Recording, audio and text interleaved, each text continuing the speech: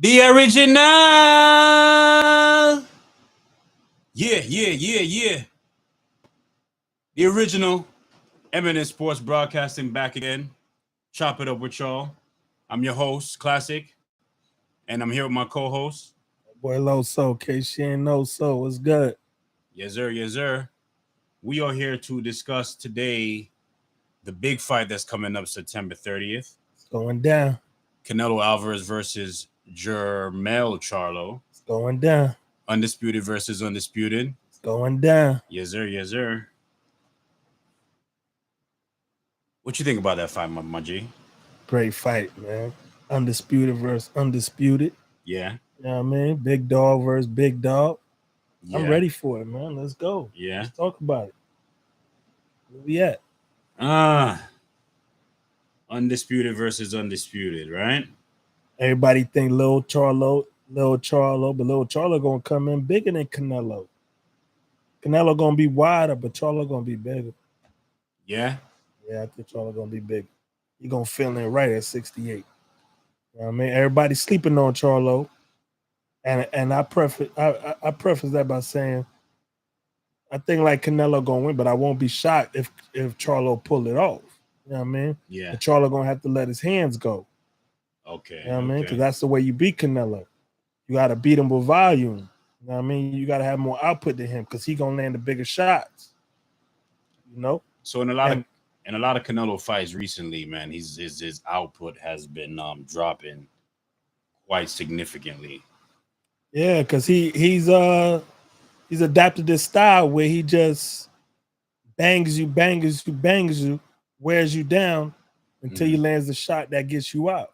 You Okay. know, but we saw what happened when he faced Bivol, and Bivol was getting his shots off, getting in and out, and that it didn't work. Yeah. And it worked, but it didn't. It worked till it didn't work. You know, he said it after the fight, couldn't lift his arm, couldn't do that. But when adrenaline is pumping and all that, he was able to execute his game plan. He Yeah. got in, let his hands go, put put his guards up, absorbed them shots, and Yeah. you know. And we know Charlo how he fight. He fight with the high guard. It's hard to land clean shots on him. You know, Hmm. Canelo could work the body against him and all that, but I don't know. I won't be surprised if So that so Charlo let his hands go in. You know, win some rounds, kind of like Triple G did.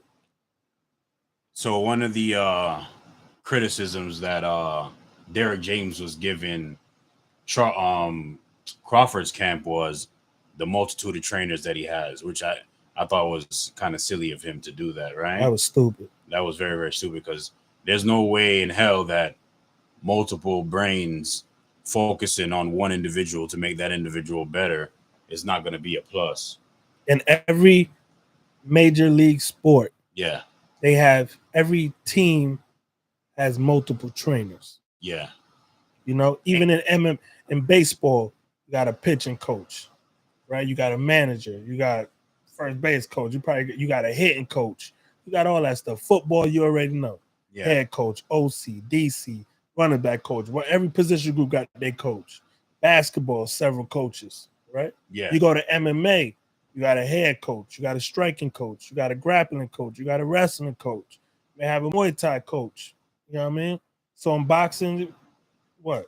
You know what I mean? You can have the same thing, multiple coaches, man. The more eyes you got on it, the better. yeah, definitely. I thought that was kind of silly because like there's nothing wrong with if you're in a situation where you have a particular fighter and he's completely comfortable with you being the only voice that he hears. You know what I mean? He's gonna have a nutritionist. He's probably gonna have a Strength and strength and conditioning conditioning. coach and stuff like that. But there's nothing wrong with having a fighter like completely entrusting you with everything. But there's also absolutely nothing wrong with having multiple trainers. No. You know what I mean? Especially if you're that type of fighter where you enjoy like or you soak up knowledge well coming from multiple voices. You know, a lot of times, you know, when you hear people talk about like the corner and stuff like that, they say, um, oh, he's hearing too many voices in the corner. You know what I mean? That might be that's true, right? So like So with the multiple trainers, right? So like, let's say you have. But I've seen, not to cut you off, Go ahead. that when dudes say there's too many voices in the corner, that's just bad corner management. Yeah. Where you got, you'll do it with your friends, you do it with your spouse, you do it with people where everybody's just talking over each other. Yeah. Right? I've seen corners where, especially like in MMA, I've seen in boxing too, where the head coach or one coach will say his piece, take 10, 20 seconds, and then he'll say, okay, you go. Right? And then the other coach will say what he has to say. Right? And so on and so on. Then he may say his piece, the other coach will come back, say finish, give him with his little tidbit, and then the fight will go in. You know what I mean? But that's stuff that just needs to be ironed out in camp and basically beforehand. But you got fighters, cornermen, where they, everybody, it's just natural. Where dudes want to talk over dudes and dudes just not. That's just bad corner management, I should say. So, so it's good. It's probably a good thing to have the multiple trainers, right? But then you have the other trainers like funneling all the information to the main source, right? Of course, where he regurgitates it to the fighter, right? Right. That's how I would do it. Like, if I was a fighter, right? Yeah. Or if I had my son, say I was the head coach, kind of like Bill Haney. Perfect example. Yeah. Head coach. Bill Haney plays the head coach role because day to day he's not training Devin, right? He brings in other trainers to work. So, say for instance, you can have your head coach, you can have your offensive coach, you can have your defensive coach. Everybody isn't good in everything. Yeah. Right?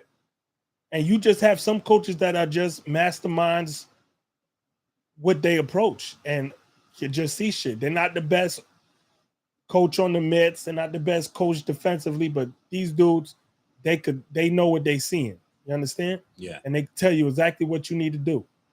Right? Kind of like a Freddie Roach too, right? Yeah. Like a dude, he like what he deals with, especially at this age. But the dude got the mind, you know what I mean? And he know what he's seeing, and he know what to tell you to do. You understand? So Bill Haney, same way. You know what I mean? He ain't holding mitts for dead. He ain't never seen a video of him holding mitts for dead, but he know what he's seeing. Yeah. And he know his fighter. You know what I mean? Facts. So he's able to give him the proper direction to do what you need to do. You understand? So having multiple coaches, if my son was fighting, I'm gonna have multiple coaches, because shit, I want him to be surrounded by the best and get multiple. And like I said, 4 eyes is better than 2, 6 eyes is better than 2. So I'm gonna put the best team together that I can. Some of the notable fights that I've seen for let's talk about some of their past fights. You know what I mean? Jermell Charlo, you know what I mean? He had the fight with Erickson Lubin, Austin Trout, Tony Harrison, Jorge Cota. Tony Harrison again in a rematch. Jason Rosario, Castaño 2 times. That's a good little run right there. That boy battle tested, ain't it? Yeah, he's definitely battle tested. He earned them straps. The fight that he's coming off with Castaño, do you think that was good preparation for him to have leading into this Canelo fight? I mean, it was tough. It's a tough fight. Castaño was tough. I don't know if any fight is going to prepare you for Canelo, but what he does have is he's battle tested. Mm-hmm. He done been on that big stage, fighting for them belts. He faced adversity. Like the Harrison fight, losing that fight, coming back to win that fight, by knockout. Yeah. So he's done what he needs to do to be in a fight like this with Canelo. The stage isn't going to be too big, basically what I'm saying. The moment ain't going to be too big. He coming in there with just as many belts as Canelo coming in there with. With most everybody else, I ain't going to say some fighters are at all, but they looking like, oh my God, this is this is the biggest fight I've ever been in, this and that. Looking at Canelo, he got 18 belts with him coming into the ring and all that. Charlo is coming in just as heavy. You know what I mean? The moment ain't gonna be too big for him. So I think he He gonna maybe be the underdog, but I don't think he gonna feel like the underdog. I'm gonna attach Austin Trout to the end of Charlo's resume, right? In the run of fighters that he's had, right? Mm-hmm. So I'm gonna just attach that. But before I get into what Canelo's been doing in these last couple years, I think the two fights on that on his most recent bouts, the fights that gets him more prepared for this is the Castano fight and the Tony Harrison fight. Tony Harrison in the terms that he had to bite down for that victory, right? You had a guy that was moving, which Canelo's not going to be doing, right? Nah, Canelo's style kind of favors Charlo's style. He's gonna stand right in front of him. He's gonna stand right in front. Charlo's gonna be able to be the mover. Charlo's gonna be able to get off his shots. But the thing Tony Harrison brought out of Charlo is more linear focus. I think that the Charlo in the second fight was probably one of the most focused Charlos, and also too the Charlo in the first Castano fight and the second Castano fight. You know what I mean? The funny thing is, in my opinion, and in my score on my scorecards, I thought he beat Tony Harrison in the first fight. I disagree. I thought Tony won. I had him landed the hardest shots. I had him winning the fights. I thought he landed more shots. I thought he landed the harder shots. I thought he looked more poised in that fight. He was dictating. Tony Harrison was doing a lot of moving, but he wasn't hurting Charlo at all, right?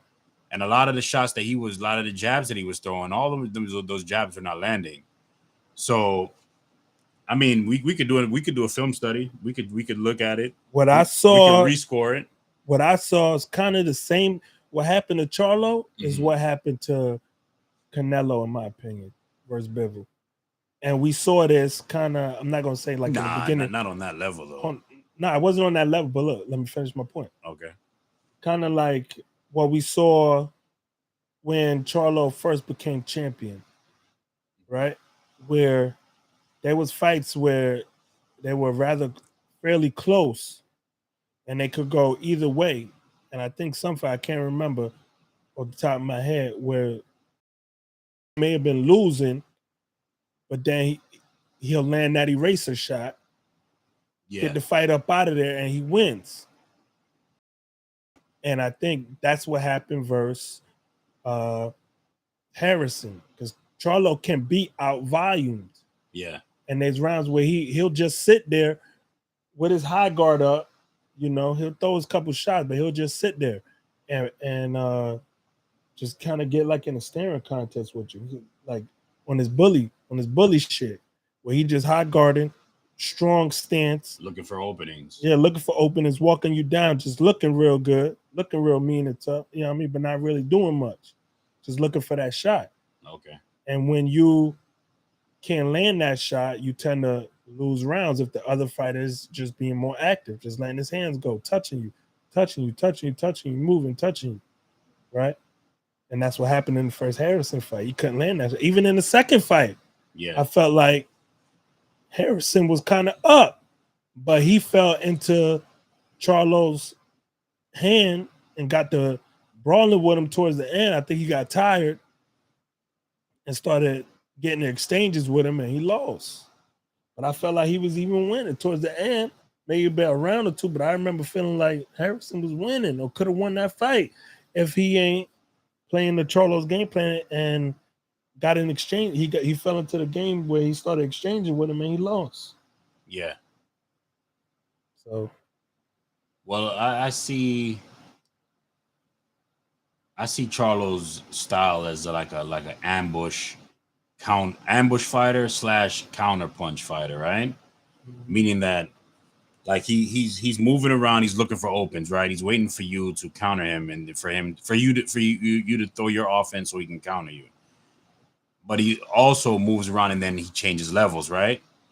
He changes levels and then he'll like hit you with a shot, or he'll come with his offense and look and then force you to get on a defense. And then now he's looking for openings so where he can land a shot.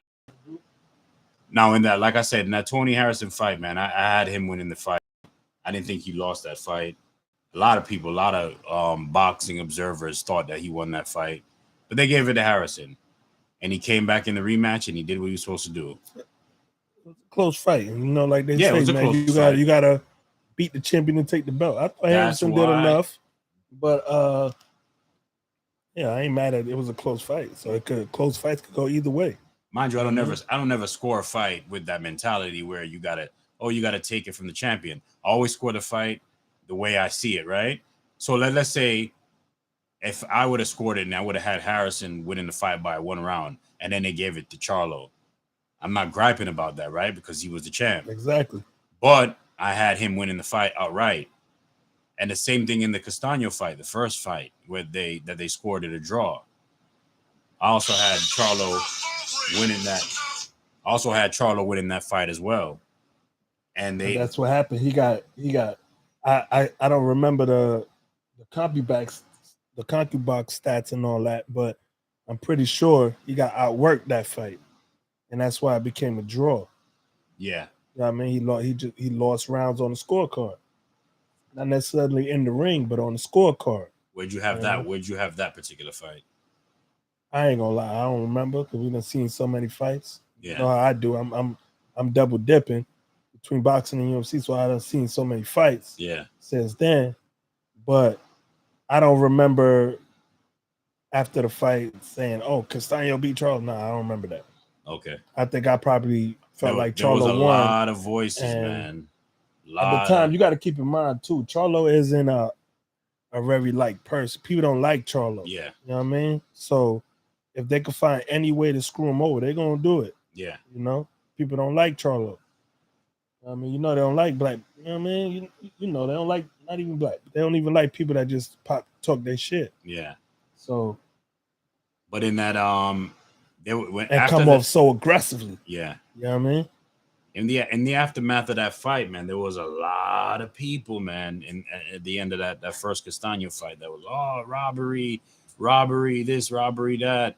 But at the same time, in the same breath, we'll say, yeah, it was a close fight. Like they'll say robbery early in the situation, then they'll go ahead and say, oh, it was a close fight, though. How is it a robbery and it's a close fight? Yeah, I'm not believing that. If it's a close fight, it ain't no robbery. Can't Facts. Be. Just like they were saying with Devin and Loma. Yeah. Oh, it was a robbery, bro. It was a close fight, bro. I just listened to Go either way. I just listened to the Showtime. Close fight can't be a robbery. That's a like oxymoron. I just listened to the Showtime podcast that they just had, right? And the guest's name is escaping me right now, but give me 1 second. And I think his name is Russ Amber or something like that. Mm-hmm. Russ Adenber. Russ Adenber, right? So he was talking about the Devin Haney fight, and then he was like, yeah, man, that was a robbery, man. These they're talking about all altering the scoring system and all that shit in boxing and changing it to where you're gonna have more gray areas. You're gonna have more people doing weird shit, right? Because they're talking about, oh, if you feel like one person got their ass kicked super hard in a round, you should be able to give it a 10-7 or a 10-8. You know what I mean? A 10-8, depending on the severity, even if there is no knockdown. They want to take it to MMA scoring. Yeah, but then if you do stuff like that, then that's gonna leave. Okay, so if you think that boxing's corrupt now, you're gonna have situations where if a particular person scoring a fight has a preference to a particular fighter, that's going to give them more leeway to say, you know what? I thought that was a dominant round by this fighter, so I'm going to give this person 10 rounds and that person 8 rounds. Yep. I mean 8 points. And the only way you can do that, and which I think boxers should do already, and I think this is how they do it in the Olympics, where you see in boxing, it's on paper, right? Yeah. See, it's on paper and they write it. You don't think there's been times where judges ain't fill out a round? I know I do with scoring. I done did a scoring before, scoring fights. Yeah. But I'm like, damn, I don't know who won that round. You know what I mean? Where you're like, damn, 10. Nah, I'm going to leave that one blank and go to the next round, right? So you're going to tell me really, with all these millions of dollars. So really you're thinking draw in that round, but you can't score the draw. But you can't score the draw, right? Yeah. So you don't know who won that round. Yeah. Right? So you're going to tell me with millions of dollars, everything on the line, just millions of dollars, right? And we know these judges could be bought, influenced, all that stuff. You're going to tell me, and then it's on paper, and that's simple math. You know what I mean? where, all right, you know what? I'm gonna leave this round blank. Go to the next round. Boom, boom, boom, boom. Right? Mm-hmm. And then think about it. How come some scorecards the scorecard come out fast, and then sometimes you're sitting there waiting 5-10 minutes for a scorecard? Why are we waiting that long? Yeah. If you're filling it out right there on the spot, as soon as the fight over, scorecard should be in. Correct. But sometimes we know them scorecards, they take a minute. You're like, damn, what's taking it so long? It's been 10 minutes. Oh, they're getting the scorecards together. Yeah, they're getting them together. All right. You know what I mean? So I think if they want to do that, I think they should do it already. Yeah. But now, if you want to implement all these new rules and all, that ain't gonna work. Should be a computer system. Come on now, we in 2023. You got an iPhone, you got tablets, they got computers. Like, why are they writing it on paper when you can have a tablet right there? Yeah. NFL, they got tablets on the sideline. You can run plays, you can do all kind of stuff, man. Come on. As soon as that round in, punch in your scorecard. Put the number. Punch it in. You don't need to do the math. We got this. We got this iPhone for that. We're gonna do the math for you. Right? Like, come on now. But back to what I was saying with Russ. Russ was saying that oh man, the Haney fight, robbery, this, that, and the other. Haney, Lomachenko got robbed. There's no way. These judges. He's talking about corruption. He's talking about this. He's talking about that. So then they're talking, right? And then they're talking about other topics and other things. And then later on in the conversation, he says the Errol Spence fight don't need a rematch. That was a clear winner. It's not like where or you're saying the Dubois and the Usyk fight don't need a rematch. That was clear. You know what I mean? He's saying the low blow is a farce. That's bullshit, right? There was no low blow. But then he says, now fights that do need a rematch is Haney and Lomachenko, because that was a close fight. Yeah. You see, that's what I'm saying. What? Contradicting himself.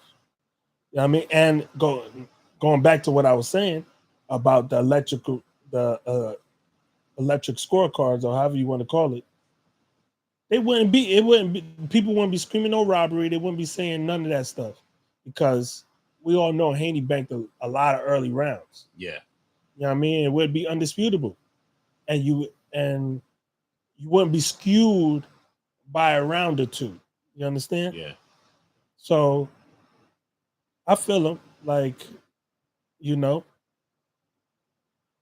Lomachenko had moments, and he had the best round in the fight, right? Yeah. That 10th or 11th round, I think 11th round. It was a close fight. He was beating, he was putting them paws on him. Yeah. But come on now. Haney won the fight. You know what I mean? He won the fight. And all they trying to do is, like, come on. What ethnicity has the style that we know they don't like, and what their new scoring system would affect most? They don't like the athletic African American fighter that plays defense, that thinks defense first and want to score. Right? We don't got got them brawlers. We don't got all that. You know what I mean? That take one to give one and all that kind of style. No, we ain't got that. You know, we want to be slick, outbox, do your thing from the outside. Yeah, we got power punches, dudes that'll finish you. But that style will only affect one race. They claim they don't love it, but when it's a fighter like Usyk that does it, moves around and Lomachenko, they love it. They love it then. They love it. They absolutely But in reality, Lomachenko fights like a black fighter, right or wrong. In many ways. If a black fighter had that style, these black fighters had that style. Yeah. And people didn't like him, don't like him, right? Yeah. But Haney fights like Lomachenko. Haney was turning with Loma. Haney was doing all that, but they hate Haney, but they love Loma. Yeah. You know what I mean? So in that back to the Charlo Castaño fight, like in the second fight, we got together and we watched that fight together. We had like a little fight party and we had the wifeys with us and all that shit. Mm-hmm. You remember that night? What were you expecting going into that fight, and what was your thoughts after the fight? The second one? The second one, yeah. I was suspect. Oh, we was at CT crib, right? No, I think we were at Bernie's that night. Bernie's. Yeah. That Bernie. Oh yeah, remember we got Bernie's. that's the night that we watched Right. it. So it was a good fight. You know what I mean? I was expecting a good fight, but I was expecting what happened. Yeah. Charlo coming in, getting him up out of there. Adjustments and getting him up out of there. You know what I mean? He's a smart fighter. He a methodical fighter. So he's proven the 2 rematches, he's gotten 2 stoppages, correct? Correct. So there you go. You know what I mean? You let him compute that shit in his brain, give him a training camp to prepare for that. You already know what the outcome gonna be. You know what I mean? I think Charlo's approach to a big fight, he needs to be more focused. The adjustments need to be made a lot faster. Yeah. See, but that's how you beat a fighter like a Charlo, right? Like a Tank. Yeah. Who wanna like a Tank? I think his adjustments want to see what you're doing. You know what I mean? And then make adjustments and then take advantage of it in the ring. So what you got to do is keep changing it up. Right? Yeah. And be one step ahead. And that's how you win. So you never catch up. But if you don't have the ability to do that, if you can't get in your own bag, right, while you in the fight, then you're gonna lose. But if you have the ability to get in your bag, right, start off a fight this way, do that way, he make an adjustment, you make an adjustment, and have that chess match, you're gonna lose. But if you're able to do that, then you can pull out a win. Yeah. You know what I mean? That's why I say Charlo has a chance against Canelo, because Canelo, he don't really go in his bag. He got his one way of fighting, bro. He ain't making adjustments. His style is his style. He gonna bang you out. Bang you out. And it's either you could take it or you can't. You know what I mean? He gonna style on he'll try to style on you in the ring, do his little, you know what I mean? He got his swag and all that, but Canelo style is his style. And he confident in his style. You know what I mean? He ain't switching up. So right now I'm a stretch it out for Canelo's resume, right? I'm gonna go back a little bit further, you know what I mean? Because when I'm looking at my box rec right now and I'm looking at the fighters that he's fought, even though I criticize Canelo a lot, and you know that, the man's resume is kind of nasty, bro. It is. People be hating on his resume, but it's official now. That resume official, bro. We're gonna go back all the way to 2011. I'll just read off these names: Kermit Cintron, Shane Mosley, Josecito Lopez, Austin Trout, Floyd Mayweather, Alfredo Angulo, Erislandy Lara, James Kirkland, Miguel Cotto, Amir Khan, Liam Smith, Julio Cesar Chavez Jr., and twice Rocky Fielding, Danny Jacobs, Sergey Kovalev, Callum Smith, Yildirim, Billy Joe Saunders, Caleb Plant, Dimitri Bivol, Gennady Golovkin, John Ryder. Wow. My first boxing coach, Coach Troy, he used to train that boy Cintron. Yeah. Official. Cintron was a good fighter back in the day. And Coach Troy, man. Yeah, I think he is a lot of fighters. That's why you have to look up to a fighter like Crawford, Canelo. Canelo tried to shit on Crawford resume, man. I mean, I'm not gonna shit on Crawford's resume. He's fighting. He fought who was in front of him. Available. He's fighting who was available. And who was in front of him, bro? He did his thing. I mean, there was things he could have done to get into the fights that he wanted sooner, but yeah, but you know, that's a whole other topic. It's a whole politic game. You know how it is, but facts. He gonna finish with them names on his resume. He can finish with those names. Yeah, he can. I think he will. I think he will. He ain't ducking no smoke. You know what I mean? So I think he will.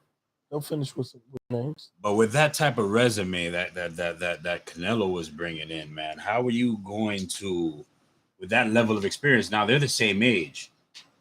They're both the same age, and I mean, of course, Canelo has a lot more tread on the tires. Yeah. But a lot less tread on the tires, I should say. Canelo does? A lot less tread, right? Because it's more wear and tear. Canelo has more wear. So Charlo, of course, has a lot less fights, a lot less rounds, you know what I'm saying? A lot less wear and tear on his body. Yeah, I mean, but Canelo's coming in with that experience, right? Even though they're the same age, it's gonna be a big ask for Charlo to conquer this challenge, man.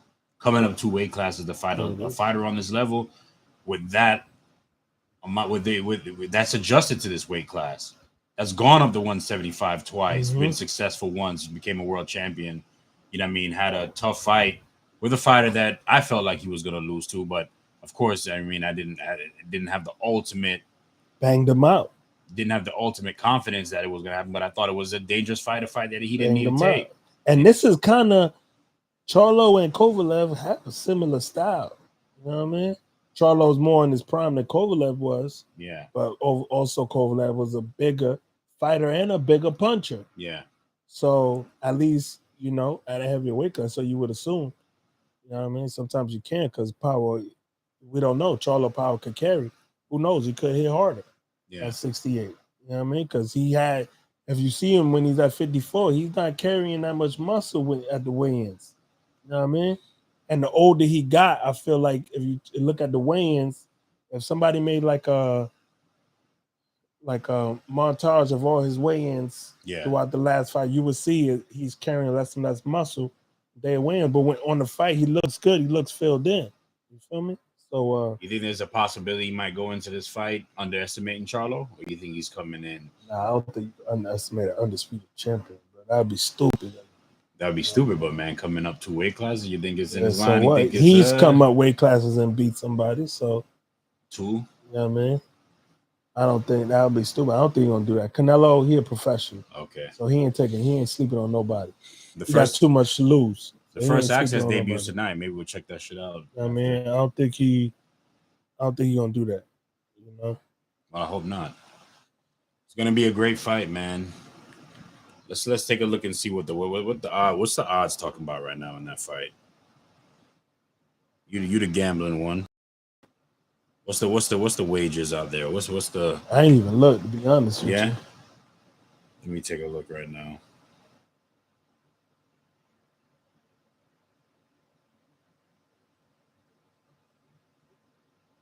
I'll tell you like this though. Can't wait for the day when I'm over here looking at the edit, and do you see how much Charlo is than Canelo? Oh yeah.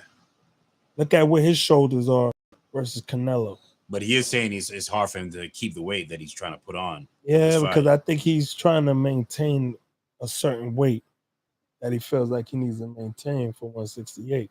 But like we was talking off camera, I feel like him trying to be at us, having a target weight and all that can be a mistake. If I'm Charlo, I'm fighting Canelo at my training weight.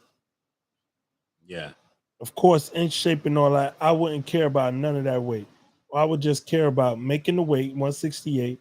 If I come in fight night weighing 172 pounds, I'm good with that. If I come in the fight weighing 167 pounds, I'm good with that. I'm fighting him at my weight. I ain't trying to put on no extra weight, do this, lift more weights, try to be stronger, none of that. I'm sticking to the script. You know what I mean? I'm training hard. I'm coming in best shape of my life. You know what I mean? At my best performance weight. Because he don't know. He don't know how, say he try to, we don't know. He could be trying to get to 180, cut down to 168 type. Yeah. You know what I mean? But you don't know how your body going to respond to that like that because you never done it. So why? You know how your body responds when you in camp and you training for a fight. Yeah. Or when I better yet when you're not in camp, right?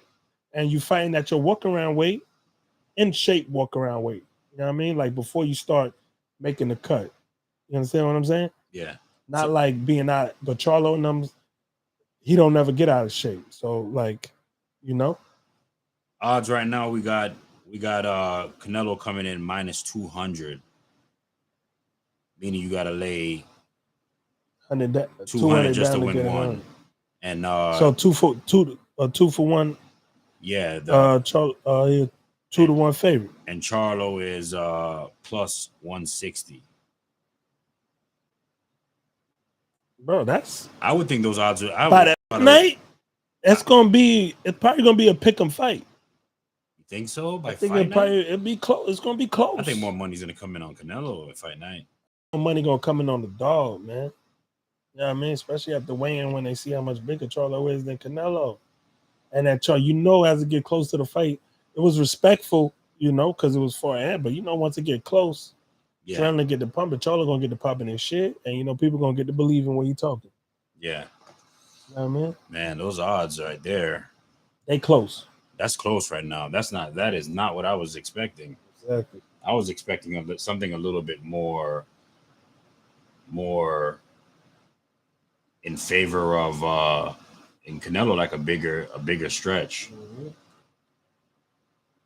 I'm thinking more like maybe like a minus 450. I'm not saying that. I'm not saying Charlo minus has no 450. chance. Like I said, I preface it by saying I feel like Canelo gonna win, but shit, minus 450. I'll put all the money I got on not Charlo. all the money I got, but I'm putting money on Charlo. That'd be it. He pull it off, that'd be a come, man. He can't pull it off. All he got to do is let his hands go, which I think he'll be able to, because he's gonna be faster than Canelo. And if he could take Canelo shots, he could pull it off. You know what I mean? But just styles make fights. And Charlo throws straight punches. Canelo is a hook master. You know what I mean? So Canelo wants to body head you. I'm looking at the draft. Body overhand right. I'm looking at the DraftKings right now. They got something a little different. Canelo gets you out of there with the hooks. He don't really get you out of there with the 1-2. Charlo gets you out there with the 1-2s. The DraftKings got Canelo minus 400. That's what I was thinking. That seemed like it was more what I was thinking. Like minus 400, Charlo plus 300 on DraftKings. Yeah. It'll update though. I think it's gonna stretch out even more. I think a lot of people feel like Charlo is a no-hoper in this fight. We'll see, man. But so that's a pay-per-view event, right? And I think people playing too much into the weights, man. We spoke about this. I tell you all the time, man. I don't really believe in that. Like, all right, yeah. The big, football, basketball, boxing, MMA, yeah. Big men typically beat little men, right? Yeah. Usually when skills even. But if the little man is better than the big man, he can beat him. Yeah. At the end of the day, skills pay the bills. And who are the two best boxers of our generation? Floyd and Manny. Yeah. And they got all their acclaim for beating bigger dudes. And they didn't care one bit. Because in the words of Floyd Mayweather, skills pay the bills. So he didn't care about no size. Because he knew he was just better than you and he was going to beat you. So big pay-per-view event that night, and a little bit different than the last pay-per-view that we all got together and watched was the Spence and Crawford pay-per-view, which was a little underwhelming, right? The undercard, I should say. The undercard was a little underwhelming. We're going into this fight, and this is what we have as the undercard. Body, head. I'm looking at the undercard. I'm seeing two bodies and a bunch of headshots.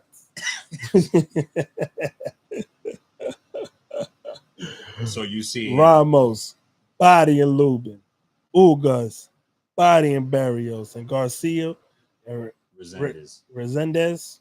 That shit gonna be a slugfest. Body, head. So body, head. That's what you got. Body, head. And that's why I love our conversation, man, and how we view this sport, because I see it a little bit different. Talk to me. Now the Garcia and the Resendez fight, right? Talk to me. You got Resendez coming off, you know what I'm saying, a good little run. I mean, I think Resendez just recently beat what's your Dominican brother? Banana Head. Banana Head. Banana. The one who Charlo beat to get the two of the titles. Oh, uh, Rosario. Jason Rosario. Yeah. Resendez beat him. And A. I was chopping it up with Michelle Rivera. He used to train with Jason back in the day, man. And he said, boy, Jason used to knock the padding out the heavy bag. That boy used to be a beast. You know what I mean? That boy was a problem. So what do you think his downfall was? What you think it was work ethic? Nah, lifestyle. Work ethic, lifestyle. Yeah, lifestyle work ethic. You know what I mean? Nigga got on the big stage and you know what I mean? Doing what dudes do. You know what I mean? Out there living, partying, having a good time, and dedicate himself to the game. But he told me that dude had power like he ain't never seen. He punched a heavy bag and the heavy bag was coming apart. Yeah. You know what I mean? So Resendez, he must be the truth. You know what I mean? I think I watched that fight too. I think I stated it incorrectly. Give me 1 second. I know Resendez fought Jared Hurd in his last fight. He beat her, huh? Yeah, he beat Hurd. That was a good little scrap. Hurd, man. Oh my God. You talk about one, you talk about my man Broner who ain't fulfilled the potential. That's another one. Well, I ain't even gonna say he ain't filled the potential. His style caught up to him. Getting in brawls, taking all them headshots and all that. That brother fell from grace. And then the weight issue, bro. Ballooning up too much, having to cut for. You can't do that. Yeah, it was caught up with him. So Resendez fought Jared Hurd in his most recent fight, the fight that he had before. I could have swore he was the one that fought Banana, but maybe I was mistaken. So he's fighting Garcia, and Garcia had a fight with Carbajal.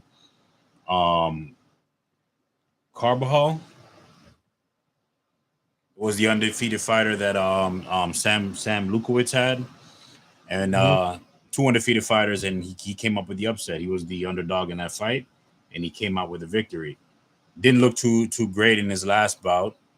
Kind of like, I mean, he didn't build on the momentum that he had, so they're putting him up in his fight against Resendez. He should win this fight. He has more promise. I don't think Resendez's resume is looking too glamorous. I mean, I'm pretty sure they put him in this fight for him to look good against to give him a tough fight, but we need to see more from you before we start. Showcase fight, man. Then we move on to this Ugas and Barrios fight. So you see this as a body for Ugas. Body for Ugas. They're setting up the Ugas, possibly Thurman fight, or Ugas versus maybe Ugas versus Boots. I mean, the winner is fight. They're fighting for the interim, so they will have the belt once Crawford vacates and moves up. They'll be elevated. I think they're built. Okay. So Ugas's fight has been announced, right? Thurman's fight has not been announced yet. I think Thurman's next fight is going to be the WBA for the WBA strap, the regular, against Stanionis. Al puts his players in position to make plays, right? So I think any great coach, right? Correct. Manager.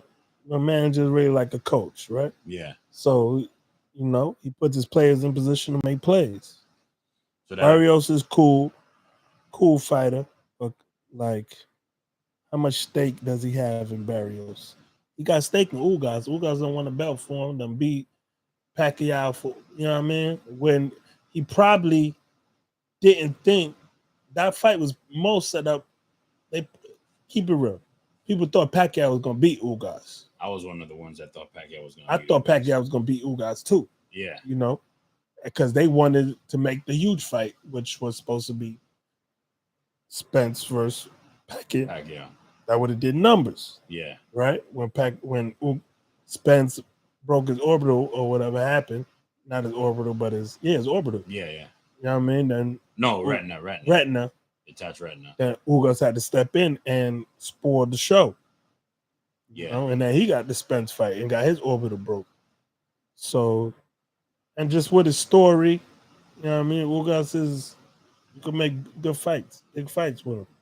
I mean, so I think Barrios is tough, had a couple good showings, but I just think he ain't gonna be able to take that. He'll have success early, but Ugas style, he's like one of those fighters where you got like a computer. You know what I mean? He gonna dissect you early, and once he figure you out, then he gonna go to work. Yeah. You know what I mean? He gonna go to work. If you ain't got something to keep him up off you like Spence did, he gonna go to work. So he's been inactive. He hasn't fought since the Spence fight. He's been recovering from the orbital bone destruction. Barrios has had a couple fights since he lost to Thurman. He's going in there again, I think twice for this year, right? This is his second fight this year. So he's going in with Ugas. I think he's a little bit more active, a lot younger, might be more hungry. See, but that tells me exactly what that tells me is what I just stated is true. Al wants him to do well and gave him the proper time to get right, heal up all the way. So when he comes back, he's ready to perform and to do what he do. Yeah. Right? Because I've seen Al with Gamboa, nigga tore his Achilles, was in the ring 6 months later. You know what I mean? Where if an NFL player tears Achilles, nigga, he out for the whole season. But this nigga tears Achilles, he back in the ring in like 3-4 months later. You know what I mean? That's what he fought your boy, right? Yeah. So they'll serve you up. You know what I mean? They'll serve you up quick. If you ain't part of their long-term plans, and you know what I mean, they'll serve you up quick.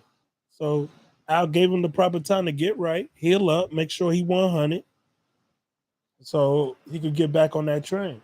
You know what I mean? I think this might be a trap for Ugas, though, man.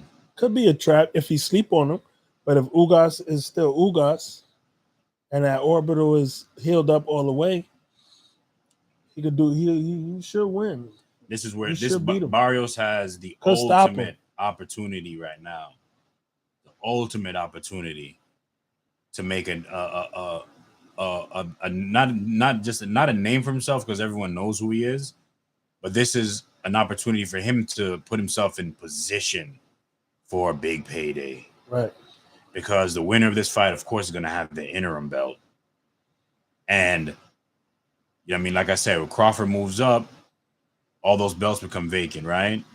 Yep. Boots is automatically going to be elevated. The person who has this belt will be elevated.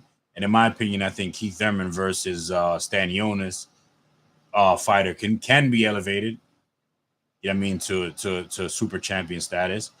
The only belt that would be probably in the wilderness, because you know what I mean, Al doesn't really have control of the WBO, would be the WBO belt. So you're gonna be able to put yourself in position. Who's number one for that In the WBO? Mm-hmm. Al doing a good job though. He controlling. Yeah, he's doing controlling 3 of them 4 belts. He gonna be undisputed again. He making for sure that that 47 undisputed champ gonna be over there with him. You can duck, but you can't hide. Whoever get that other belt. But I wouldn't be surprised if he parlay one of his fighters to be in position for that too. So we are looking at the welterweight rankings right now for the WBO, and your boy Rocha, Alexis Rocha, and Cody Crowley is number 2. Crowley sound like he with the Zone or something. Nah, Crowley with PBC. Alexis Rocha is with Golden Boy. Golden Boy. Yeah, that's one of Oscar's fighters. See, so he may even have an opportunity to get that. To get that too. So yeah, that'd be an interesting fight. Rocha versus Crowley for the vacant WBO. Mm-hmm. So you know what I mean? Once we get this Spence and Crawford rematch, it's gonna open back up the welterweight division to a lot of interesting fights that, you know what I mean, once belts are on the line, makes the division a lot more interesting.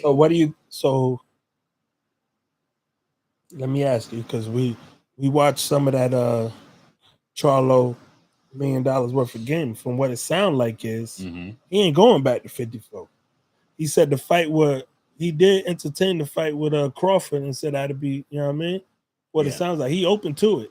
Yeah. He willing to do it. But from what I also heard is they may just do business and just right. He undisputed at 54, but they taking his belt as soon as they announce his name, right? So he won't be undisputed after that fight. Yeah, he'll lose one belt. He'll lose one belt. And let's say he wins. Let's say he wins the Canelo fight. And he's undisputed at 168. Right? And Crawford, he undisputed at 147, right? But Charlo may have the leverage where he was like, okay, you don't say you go up to 68 to fight Canelo, fight me at 60. Yeah. Yeah, I mean, catch weight, right? Because it sounds like Charlo gonna go to 160 anyway, right?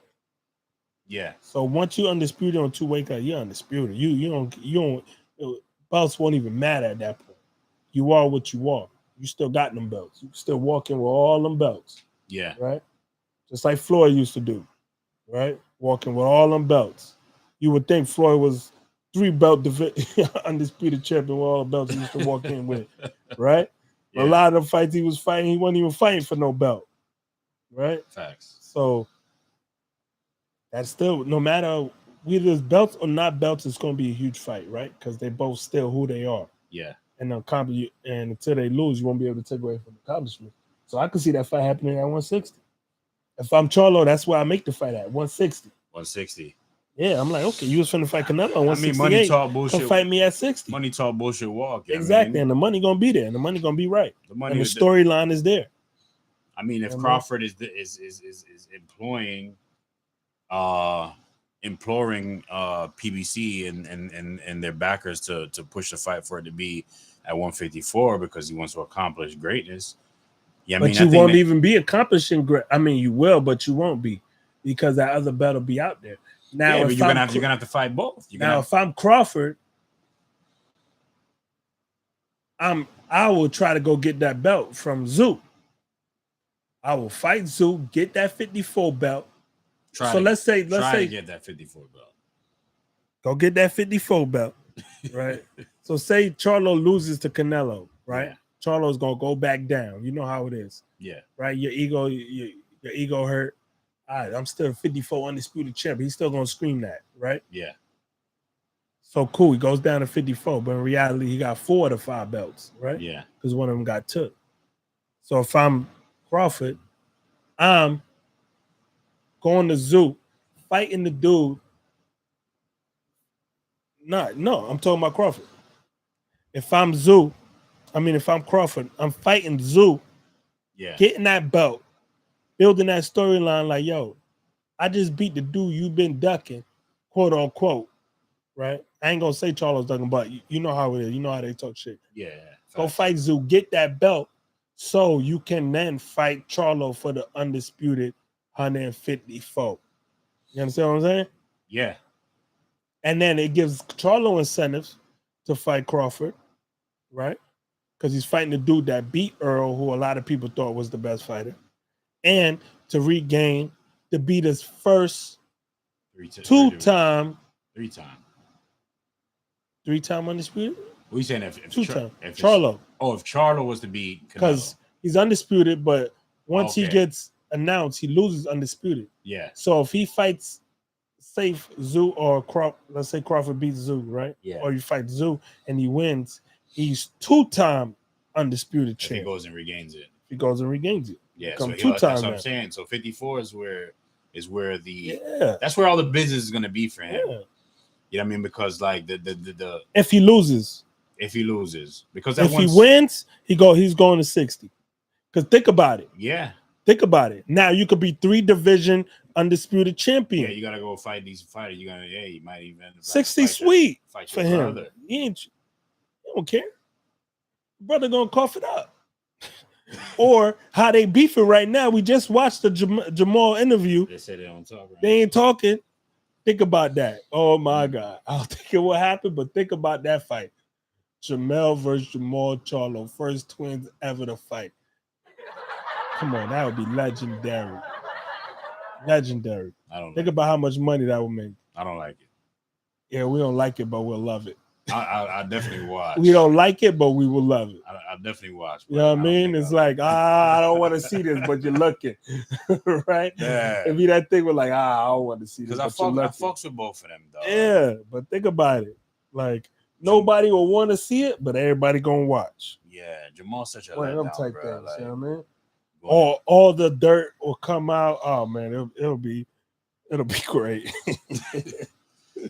It'll be great. So the co-main event, Ramos versus Lubin, bro. Body. Ramos versus Lubin, bro. Body. Uh, Body. Lubin. Really good. Lubin made a really good point. Really good talent. Hold on one second. Lubin made a really good point in the press conference where he said, "You remember when I went up and I fought Jermel when I was 22 years old and he was whatever age he said he was 27. Yep. I'm not sure if I ain't fact checking him right now. Just going off based on what he said. And I may have bit off a little bit more than not true. Yep. I feel like this is the same thing. You know why? Why? Because look what Jamal done went on to be. You understand what I'm saying? Yeah. Jamal went on to be undisputed champion. You're not an undisputed champion, bro. You're not on that level. Lubin is what a lot of fighters have been. Great gym fighter. Go on YouTube, you can find many videos of him beating the piss out of a lot of people's favorite fighters. Yeah. Beating the piss out of them.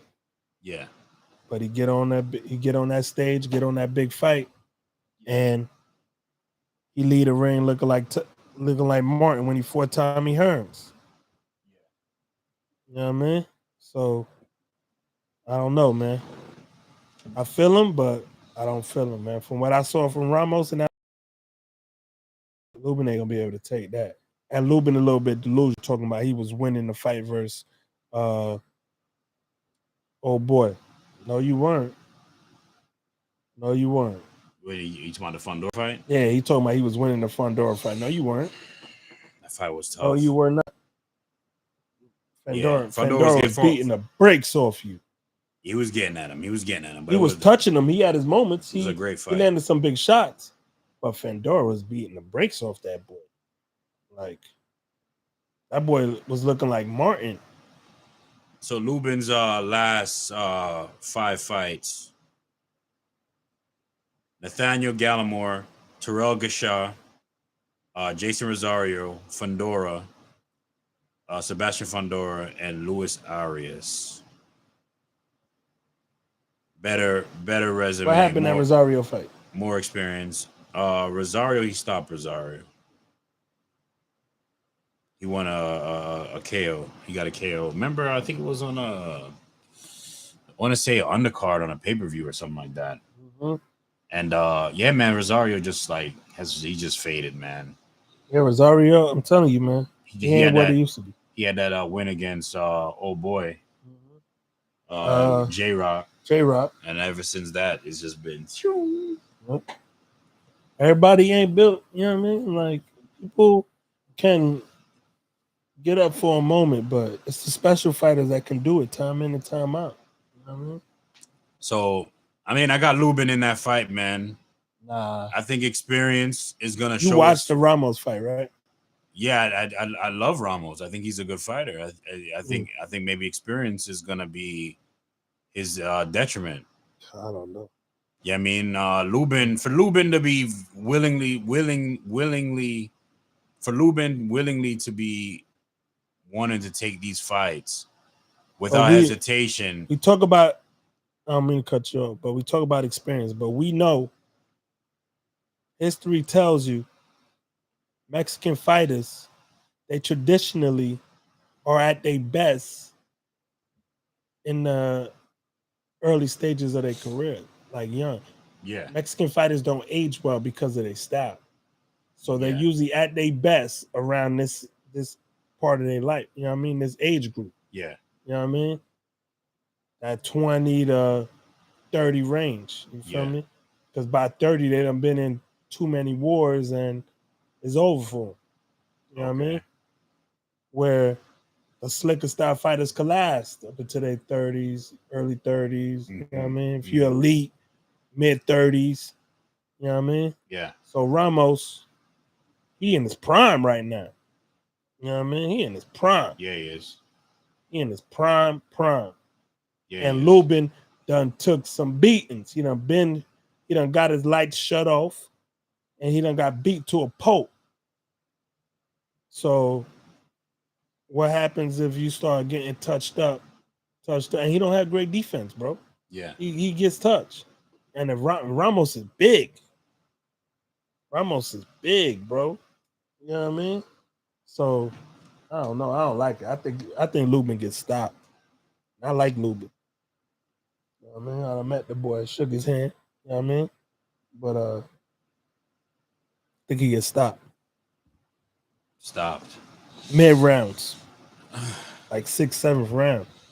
You know what I mean? Like, I don't think this fight go long at all. All right, so you got Canelo. Time for the new wave, man. You got Canelo winning, you got Ramos winning, you got Ugas winning, you got Garcia. So you got a straight A-side sweep on this pay-per-view. Yeah. It's a good pay-per-view. What do you think? What grade would you give it? I mean, you're going to give it an A. It's Canelo versus Charlo. Ramos versus on, Lubin. With the undercard, yeah, the undercard is solid, man. I mean, Ugas versus Barrett. That's it don't get no better. I mean, so that's an A card. You know what I mean? Yeah. A plus would be like if you had another Canelo, title fight. Charlo, then another title fight up under that. Yeah. You know what I mean? A plus, 2 title fights up under that. So this will probably get us a little more excited leading into the fight, right? Because when we all got together for that Spence Crawford, we were kind of like lackadaisical. We didn't even watch the undercards. They was on. We watched them, but we ain't watching. Yeah. I mean, we was partying. We're kind of looking at the Pitbull one a little bit. Yeah. They was watching. I was watching UFC. I was watching UFC to the main event. You know what I mean? So, yeah. You know what I mean? And I don't even think I was watching it live. I was watching it on the app. So I was just watching the some old shit. Yeah, there wasn't numbers. There was an event that night. Yeah, there was an event, but like I said, I'm on the UFC app, so the UFC will tell you like the punches landed, punches thrown, takedowns, knockdowns. Round. I was following that. I wasn't even watching the actual fight. You know what I mean? Because we had to leave the house. I was watching the prelims before we left the house. Yeah. To go, but once I got the mic house, man, I was watching the updates on the app, man. I was following. Well, you know, I'm seeing the fight.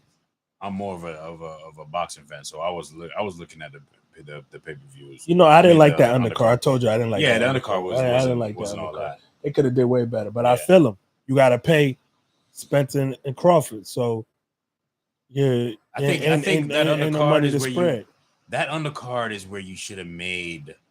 You should have had Ugas Barrios on that undercard. Yeah, or Boots. You should have Boots on that undercard. Boots and boy on that, you know and then that's how you build that. Yeah, but I think because you saw. But think about it though. What's the dude Boots fought? He fought damn, I forgot the dude's name, bro. But think about that. You watch that Boots performance before Charlo and Spence, but then now you got some steam. And now people are like, damn, I like that dude before. You know what I mean? Yeah, like, but then that's the type of stuff that the A-side guys wouldn't want.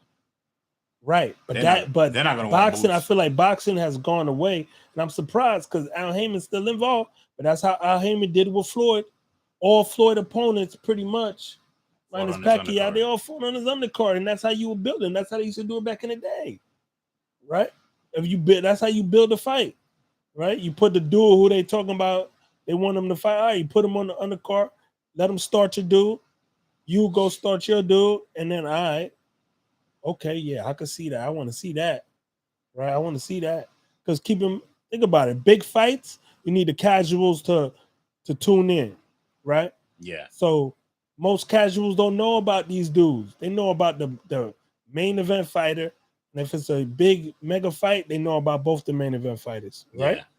But for most of the time, 70% of the time, they just know the A-side fighter in the main event, right? Yeah. Probably never even watched the full fight of him. Maybe seen one or two if he's a megastar and he's a pay-per-view star, right? Fought on pay-per-view several times, right? Like a Canelo, like a Floyd, like a Pacquiao, right?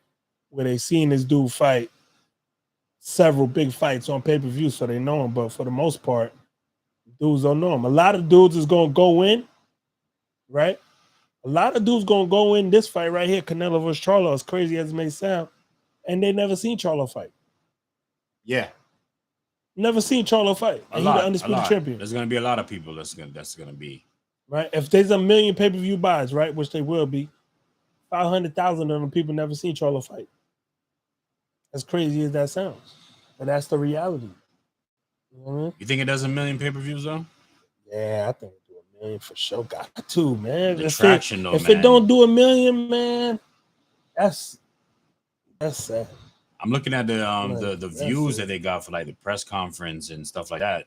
They're lagging extremely behind. Yeah, that's because Charlo ain't turned up. They're lagging extremely behind. Charlo Spence ain't turned and, up. Once Charlo turn up, Spence and Crawford, man. Once Charlo turn up, it's Charlo and all that. You know what I mean? And you're gonna have all the people that gonna want to see that big mouth dude lose, get knocked out. You know what I mean? So they're gonna have to say go to Charlo and say, hey, we need you to turn up. You know, Charlo's emotional, bro. He gonna turn up regardless. They could tell him, yo, chill out. I didn't know that respect shit hard though in this fight, though, man. Yeah, it was. Think about it. When was the press conference? A month ago? Something like that. You know what I mean? Month and a half ago? Like, all right, he calm, cool, collected. You know what I mean? Grateful for the opportunity. But once it gets close to fight time, bro, oof, you know, the juice is gonna come, the juice is gonna flow. The dude Charlo gonna beat Charlo. Yeah. You know what I mean? Charlo gonna beat Charlo. Okay. You know what I mean? And once it gets close to the fight, people are gonna be talking about how they feel like Canelo gonna win and all that. And you know, that's gonna put the battery in Charlo back and he gonna go off. All right, and he need that. You know what I mean? We're gonna close out on this episode of boxing rants. Yes, sir. Eminent Sports Broadcasting, man. We're looking forward to this pay-per-view. We're both scoring this A+ or A in terms of impact in the sport. You know what I mean? Good fights. You know what I mean? Fights that are gonna move other divisions forward. You know what I mean? This is a compelling fight in itself, undisputed versus undisputed. I think some of the undercard fights are kind of compelling, man. We might see an upset with Resendez. We might see an upset with Barrios Lubin. You know what I mean? I don't think all A sides are gonna come out of this unscathed, man. I think there's gonna be some upsets. There's gonna be a lot of compelling moments and a great night of boxing. So, definitely. Signing out, Eminent Sports Broadcasting. Hey, your boy Loso. Like I end every podcast, man. Like, share, subscribe. Yes, sir. Y'all spread the channel, man. Show love, man. If you know anybody that like boxes, send our channel, send our podcast to them, man, and show love, man. Yeah, we here every week, every Friday and Monday, man. Yeah. Come check us. Yeah, we're gonna grow this. And you know what I mean, baby steps, man. It's baby steps. You know? But with the help of the people, baby steps could be leaps. But you know, in the famous words of my man Arsenal, man, we giving you that real, that raw, that authentic boxing talk, baby. Let's go. All right, Eminent Sports Broadcasting, we signing out. Y'all have a good night. One.